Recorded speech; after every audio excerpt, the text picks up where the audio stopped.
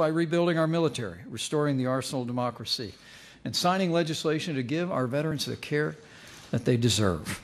And today, this administration will outline the President's vision for tax reform that will include one of the largest tax cuts for businesses and individuals in American history. In a word, President Donald Trump is in the promise-keeping business. He's already signed 28 bills into law, 30 executive orders, and today the President is delivering on yet another promise to the American people. In just a few moments, President Trump will begin to undo one of the great federal overreaches of recent decades, the abuse of the Antiquities Act by politicians in Washington, D.C., to grab land and power at the American people's expense. So under his leadership, we're going to work with states to restore power to the people who have the best ability to protect our nation's natural, historic, and cultural treasures. And so I say with great gratitude for the energy that he has brought to this task for nearly 100 days, that it is my high honor and distinct privilege to introduce to you the President of the United States of America, President Donald Trump.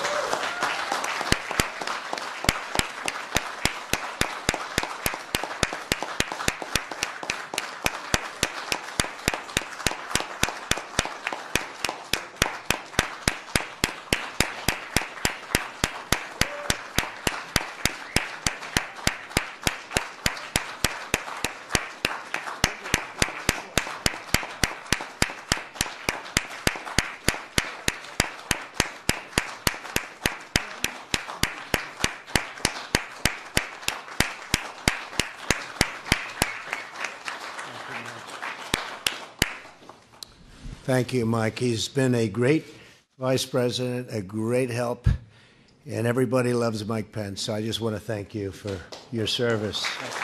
It's been incredible.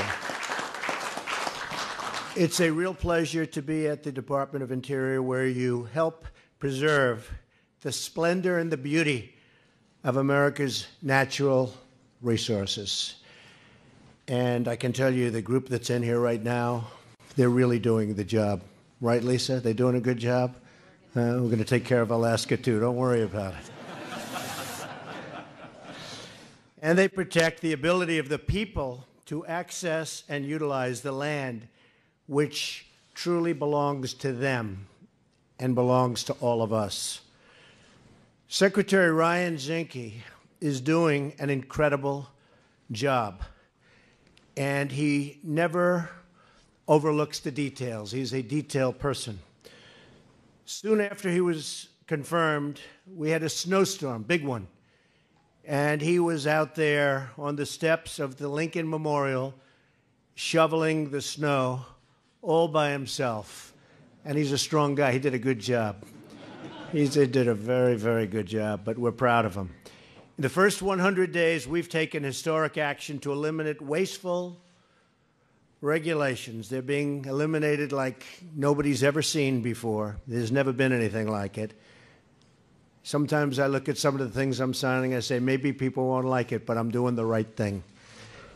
And no regular politician's going to do. I don't know if you folks would do.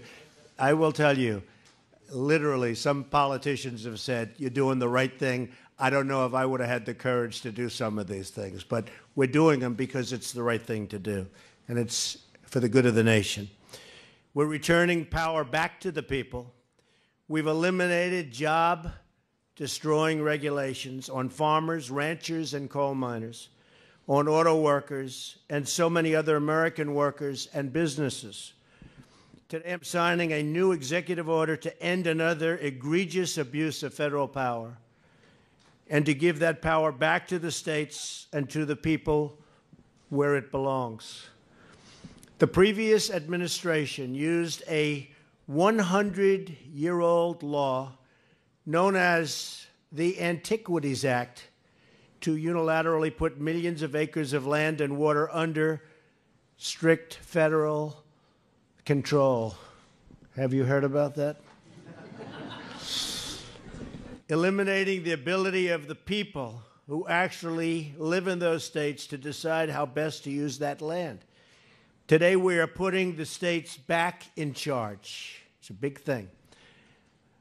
I'm pleased to be joined by so many members of Congress and governors who have been waiting for this moment, including Governor Herbert of Utah.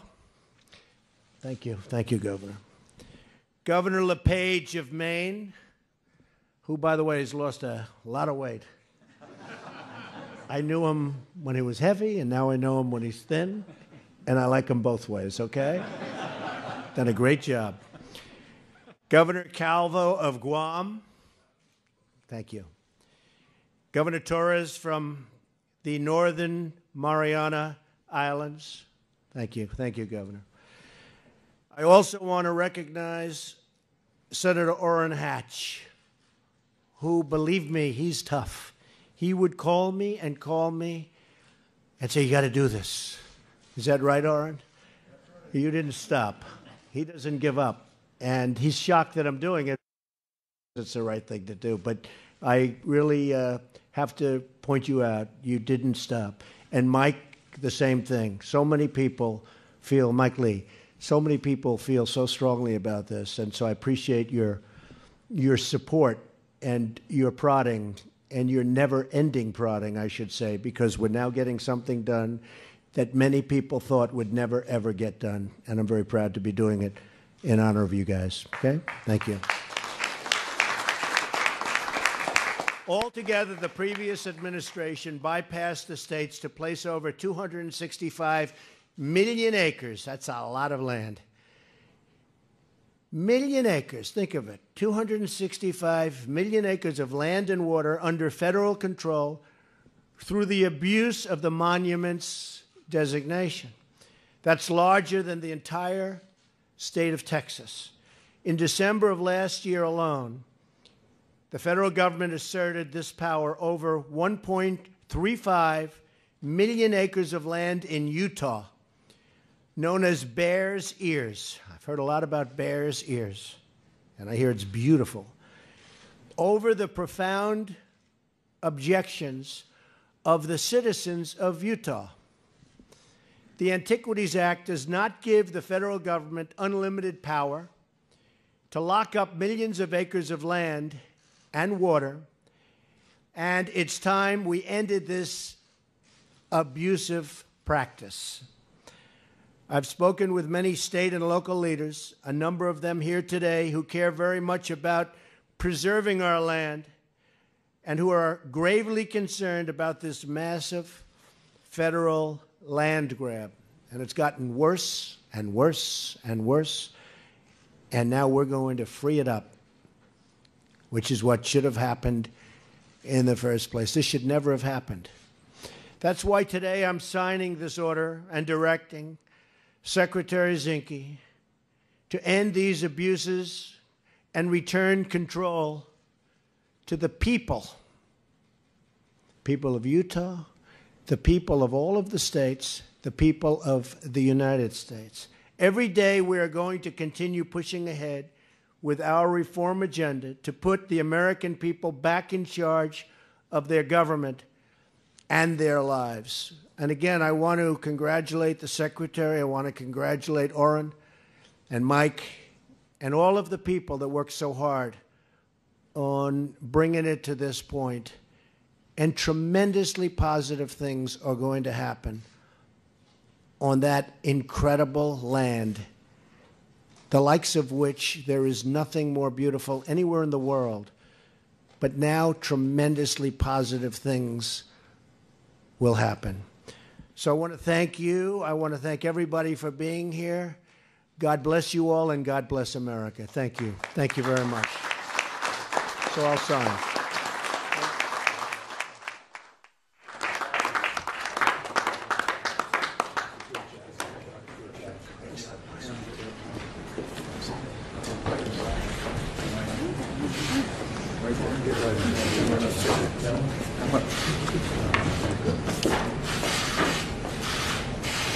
This is a big one. Sure is. You ready? I think you have to maybe give him the pen. What do you think? I will try, I'll tell you that.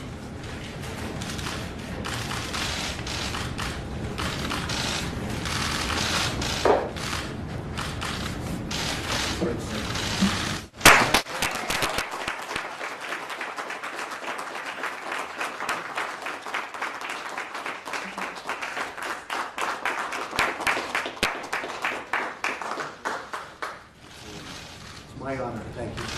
Thank you, everybody. Great honor. Were you Thank you. surprised by the Ninth Circuit ruling?